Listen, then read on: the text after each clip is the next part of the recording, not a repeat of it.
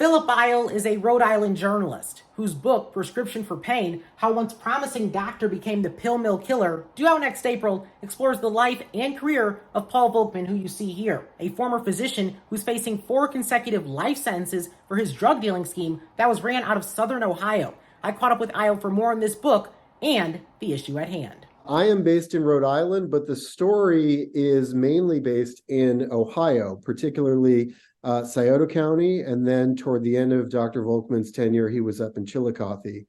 And Paul Volkman was one of, unfortunately, many doctors in Ohio who got involved in so-called pill mills at the height of and really at the start of the opiate epidemic. And these were clinics where you often paid cash. They didn't accept credit card or insurance, where customers often walked away with large prescriptions for opiates, for muscle relaxants, for sedatives. Sometimes they even filled those prescriptions on site in an on-site dispensary, as was the case with some of Volkman's clinics.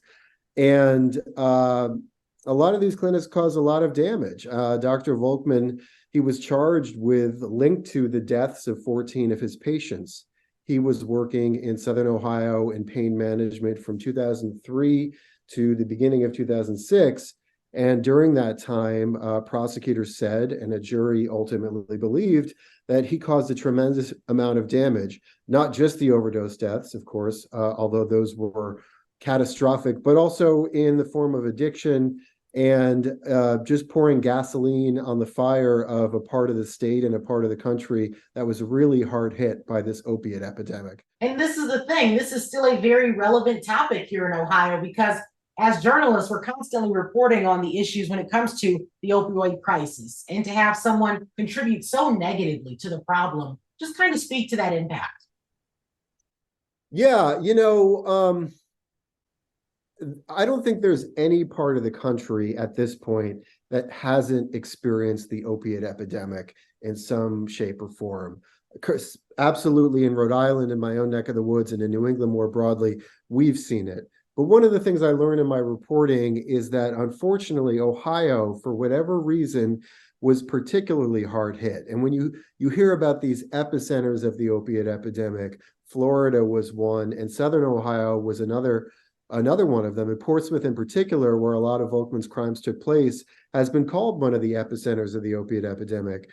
Sam Quinones, in his amazing book Dreamland, which really tells the story of the American opiate epidemic, he put Portsmouth, this small town on the Ohio River right across from Kentucky, about 2 hours south of Columbus, he put Portsmouth on the cover of the book, and he returned to it again and again in his story because it had been so hard hit. And in the early stages, before fentanyl and before heroin really came on the scene, this really got its start as a prescription drug epidemic. And unfortunately, so many of those prescriptions were flowing out of these clinics in Southern Ohio and Eastern Kentucky. And in terms of just being a doctor, obviously people trust their doctors. They trust their medical professionals. So when you have something like this, it can really wear on the trust. So kind of talk about how you recover from something like this if you're a patient. Oof, that's a tough one. That's a tough one. In my, I do a lot of reporting as a journalist, and I was just working on a story about vaccine hesitancy and distrust with doctors. And I don't think that's an issue that can be pointed back to one specific thing, but certainly a catastrophe like the opiate epidemic, which, to be clear, was a man-made catastrophe.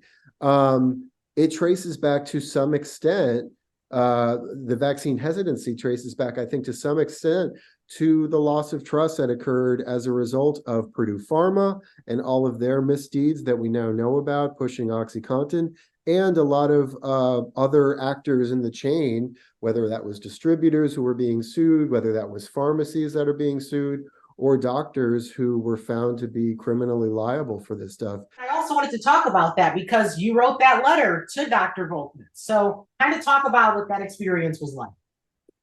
So turn back the clock all the way to 2009. I'm 24 years old. I had a lot more hair on my head. And I was just starting graduate school, a creative writing nonfiction program. I was just starting out as a journalist. And it was at this time that I learned about this former classmate of my dad's, who at the time was indicted. And here I was, always looking for stories, as I'm sure you well know, Jaden. We journalists always have our antenna out for the next big story. And suddenly, this huge story had just fallen into my lap.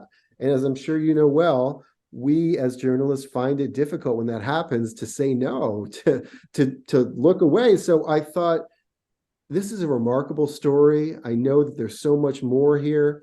And it's hard to say whether I would have continued on the project if Volkman hadn't responded to me. But what wound up happening was he did. I sent him a letter in 2009, a few months after I learned about his case, basically describing who I was, that I was the son of his former classmate, and that I was curious to write about this story. And I think he thought that I was going to write a much more favorable and sympathetic story, even though I never made any promises to him. That's just kind of the way he saw the world, was, of course, here's this young guy who's going to tell the story about how I, Paul Volkman, have been wrongfully accused.